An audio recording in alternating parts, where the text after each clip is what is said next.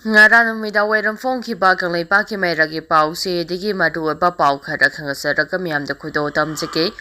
Rahul Gandhi na Prime Minister oiram labadi Manipur irang asi tha phaduna loisilamgadawani Mega Sandra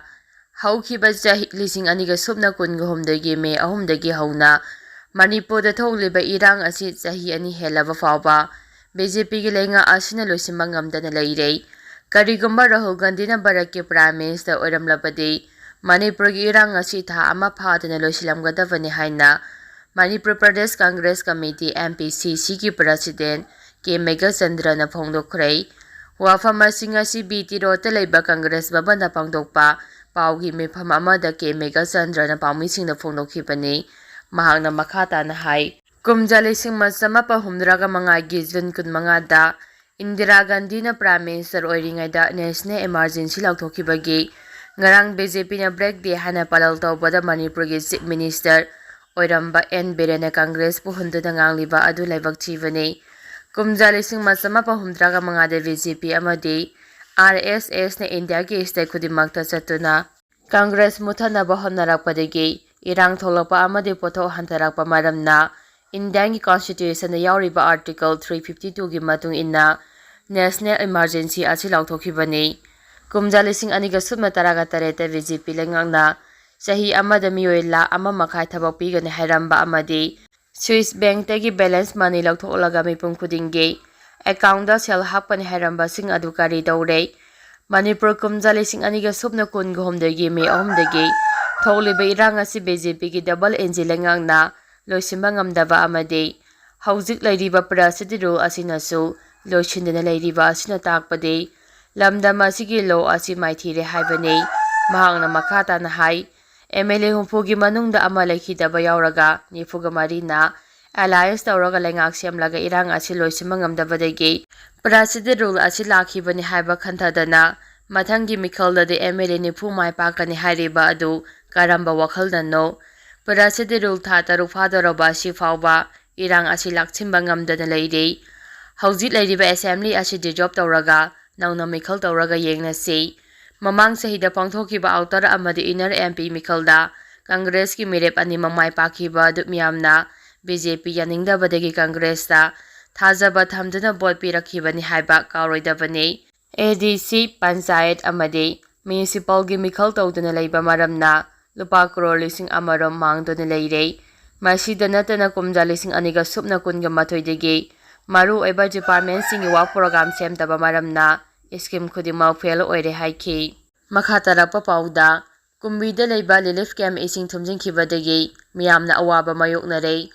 haukhiba chahi lising aniga subna kun ghomdagi me ahumdagi hauna Manipur da thokliba lala asina maram oiduna Churachampur gi Torbung Bangladagi lanjenaratuna Bishnupur district ki Kumbi Yaima Model Girls High School da hangdokliba relief camp asida changjafam lauduna leirakhiba miyoising Relief camp asi ising thumjingkhibadagi yamna chawna awaba mayoknare hairi ngarang amadi nahal ahing nong lepna chubadagi kumbi thonglan dringai nongmai khonglambi changpham mayada kumbi yaima Model Girls High School da hangdokli ba relief camp asi ising thumjingkhrei ising thumjinbana maram oiduna relief camp asi da changjafam lauduna leiriba sing tumpham jafam leitaba haibadu hauji oire lonina relief camp asi gi manungda leiriba pojai kaya amasu ising thumjinduna yamna chawna ama ata tholle relief camp oidiba school ase mahausadagi oina khara kutpa mafam oibana nong hek tarakpada ising chengthokpa matik chana leitabadagi ising thumbagi achawba maram ama oire ising thumjinbadagi awaba mayoknariba relief camp aduda leiriba miyoi singi yengbiduna lengaki mai leinaba authority na khudakki oiba miyeng changbiduna pangba yaba tengbang pibiyo haiba wafam se phongdorakli Makhatarapa pauda Manipur gi Aadhaar card paiba Myanmar macha amadra ka konuna fare Assam Rifles na Mizoram Police ka khusamnaraga chathakhiba thiba humbagi thabakta Manipur gi Aadhaar card paiba Myanmar macha ama heroin powder graph 121 ga konuna fare hiramasi gi matangna phangba report amana hai Mizoram gi Saitol district manung chana leiba Hiyang munda Assam Rifles na Mizoram Police ka khusamnaraga chathakhiba drive na lupa lakh 90.75 rom gi oigadaba heroin ga konana pharaba miyoi adu Myanmar masani ꯑꯗꯨꯕꯨ ꯍꯥꯏꯔꯤꯕ ꯃꯤꯑꯣꯏ ꯑꯗꯨ ꯃꯅꯤꯄꯨꯔꯒꯤ Aadhaar card ꯄꯥꯏꯔꯝꯕ ꯊꯦꯡꯅꯈꯤ꯫ ꯐꯥꯔꯕ ꯃꯤꯑꯣꯏ ꯑꯗꯨ ꯃꯈꯥ ꯇꯥꯕ ꯏꯟꯚꯦꯁꯇꯤꯒꯦꯁꯟ ꯆꯠꯊꯅꯕꯒꯤꯗꯃꯛ ꯉꯣꯄꯥ ꯄꯨꯂꯤꯁ ꯁ꯭ꯇꯦꯁꯟꯗ ꯁꯤꯟꯅꯈ꯭ꯔꯦ ꯍꯥꯏꯔꯤ꯫ ꯃꯈꯥ ꯇꯥꯔꯛꯄ ꯄꯥꯎꯗ ꯖꯨꯟ 30ꯗ ꯑꯣꯏꯅ ꯋꯥꯔꯤ ꯁꯥꯟꯅꯔꯒꯅꯤ꯫ ꯃꯅꯤꯄꯨꯔꯗ ꯇꯪꯗꯨ ꯂꯩꯇꯥꯕ ꯐꯤꯚꯝ ꯍꯟꯖꯤꯟꯅꯕꯒꯤ ꯄꯥꯟꯗꯝꯗ ꯃꯤꯅꯤꯁꯇ꯭ꯔꯤ ꯑꯣꯐ ꯍꯣꯝ ꯑꯦꯐꯤꯌꯔꯁꯅ ꯃꯅꯤꯄꯨꯔꯒꯤ CSOꯁꯤꯡꯒ ꯖꯨꯟ 28ꯗ ꯋꯥꯔꯤ ꯁꯥꯟꯅꯒꯅꯤ ꯍꯥꯏꯅ ꯊꯧꯔꯥꯡ ꯇꯧꯔꯝꯕꯗꯨ ꯌꯩꯊꯣꯛꯂꯒ ꯖꯨꯟ 30ꯗ ꯑꯣꯏꯅ ꯋꯥꯔꯤ ꯁꯥꯟꯅꯔꯒꯅꯤ꯫ ꯋꯥꯔꯤ ꯁꯥꯟꯅꯕ ꯑꯗꯨꯗ ꯑꯃꯨꯛꯀꯣꯒꯤ ꯃꯤꯍꯨꯠꯁꯤꯡꯅ ꯃꯅꯤꯄꯨꯔꯗ ꯍꯧꯖꯤꯛ ꯑꯣꯏꯔꯤꯕ ꯐꯤꯚꯝ ꯁꯦꯟꯇꯔꯗ ꯃꯌꯦꯛ ꯁꯦꯡꯅ ꯈꯪꯍꯟꯒꯅꯤ ꯍꯥꯏꯔꯤ꯫ ꯃꯈꯥ ꯇꯥꯔꯛꯄ ꯄꯥꯎꯗ PM ꯃꯣꯗꯤꯗ ꯋꯥꯐꯝ ꯃꯌꯥꯝ ꯄꯨꯈꯠꯅꯕ ꯀꯟꯅ ꯈꯟꯅꯔꯤ꯫ ꯃꯊꯪ ꯊꯥꯗ ꯄ꯭ꯔꯥꯏꯝ ꯃꯤꯅꯤꯁꯇꯔ ꯅꯔꯦꯟꯗ꯭ꯔ ꯃꯣꯗꯤ ꯃꯅꯤꯄꯨꯔꯗ ꯂꯥꯛꯅꯕ ꯊꯧꯔꯥꯡ ꯇꯧꯔꯤꯕ ꯑꯁꯤꯗ ꯀꯨꯀꯤꯁꯤꯡꯒꯤ ꯑꯣꯏꯅꯗꯤ ꯃꯈꯣꯏꯒꯤ ꯑꯣꯏꯕ ꯆꯥꯎꯈꯠ ꯊꯧꯔꯥꯡꯒ ꯃꯔꯤ ꯂꯩꯅꯕ ꯊꯕꯛꯁꯤꯡ ꯄꯥꯏꯈꯠꯅꯕ ꯇꯛꯁꯤꯟꯅꯕ ꯊꯧꯔꯥꯡ ꯇꯧꯗꯨꯅ ꯂꯩꯈꯤꯕꯒ ꯂꯣꯏꯅꯅ